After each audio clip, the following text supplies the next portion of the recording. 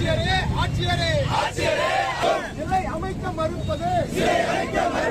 நியாயம் தானா நியாயம் தானா ஆட்சியரே ஆட்சியரே ஆட்சியரே நீதிமன்ற ஆணையை அவமதிக்கும் ஆளுநர்கள் முடியாதா ஆட்சியரே ஆட்சியரே மாவட்ட ஆட்சியரே மீன் சிலை